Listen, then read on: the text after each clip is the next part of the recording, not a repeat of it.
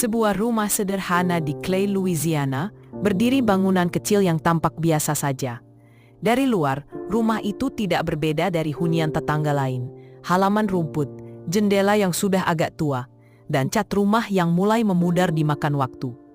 Tak ada yang pernah menyangka, di balik dinding itu, tersimpan sebuah tragedi yang kelak akan mengguncang publik Amerika. Lacey Ellen Fletcher lahir pada tahun 1985. Putri tunggal dari pasangan Sheila dan Clay Fletcher. Di masa kecilnya, Lacey dikenal sebagai anak yang ceria, penuh rasa ingin tahu, dan sesekali ikut kegiatan sosial di komunitas. Namun memasuki usia remaja, Lacey mulai menunjukkan gejala gangguan sosial dan kecemasan. Ia kerap menarik diri dari lingkungan, memilih diam di rumah, hingga lambat laun semakin jarang terlihat oleh orang lain. Pada awalnya, teman dan tetangga menganggap hal itu wajar. Tidak semua anak suka bersosialisasi, pikir mereka. Namun seiring waktu, Lacey semakin hilang dari pandangan publik. Bertahun-tahun lamanya, tak seorang pun tahu apa yang terjadi padanya. Di dalam rumah itu, Lacey ternyata hidup dalam kondisi yang amat mengenaskan. Alih-alih diberikan perawatan medis, perhatian psikologis, atau sekadar kesempatan untuk berkembang, ia justru dibiarkan duduk terkurung di sebuah sofa di ruang keluarga. Dari waktu ke waktu, sofa itu menjadi satu-satunya dunia bagi Lacey. Ia tak pernah dibawa keluar untuk berobat, tidak pula dipindahkan ke kamar tidur layak. Tubuhnya perlahan kehilangan kekuatan. Lacey yang dulu berjalan dan tertawa, kini hanya bisa duduk diam, menatap hampa, tenggelam dalam keterbatasannya. Tahun demi tahun berlalu, sofa tempatnya duduk berubah menjadi penjara yang tak kasat mata. Bantal-bantalnya membusuk, kainnya dipenuhi noda, dan perlahan menimbulkan bau menyengat.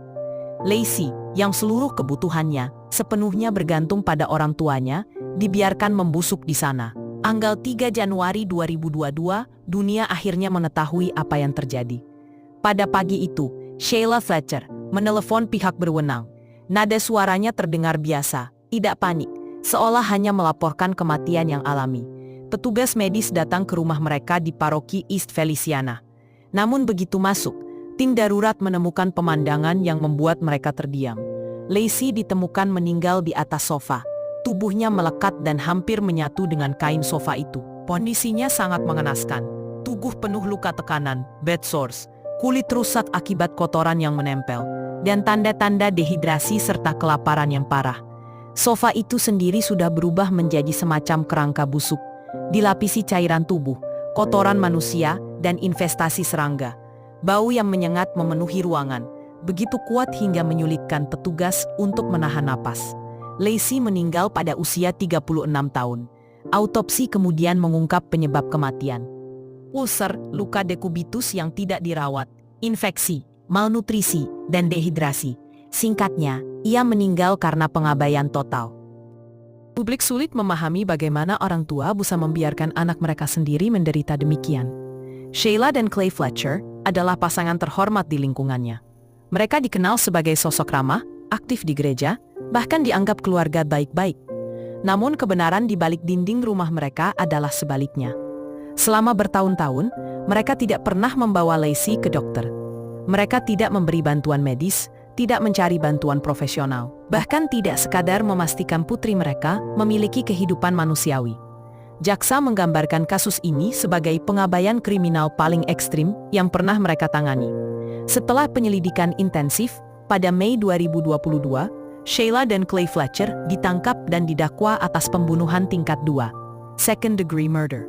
Jaksa menegaskan bahwa kematian Lacey bukanlah kecelakaan atau sekadar kelalaian, melainkan hasil dari bertahun-tahun pengabaian disengaja. Gambaran di ruang sidang membuat banyak orang menitikan air mata.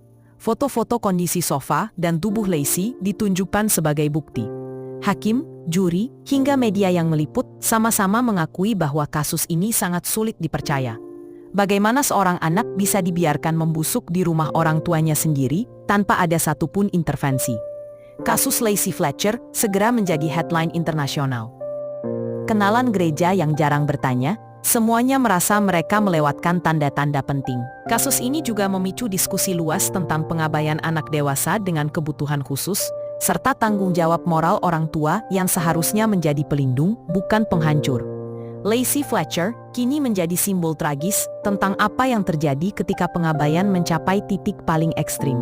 Ia tidak mati karena penyakit langka, bukan karena kecelakaan, melainkan karena cinta yang seharusnya melindunginya tidak pernah diberikan. Rumah kecil di Louisiana itu kini tak lagi hanya bangunan sederhana. Ia menjadi monumen diam tentang penderitaan seorang anak yang dibiarkan membusuk di sofa, di tangan orang yang seharusnya paling mencintainya.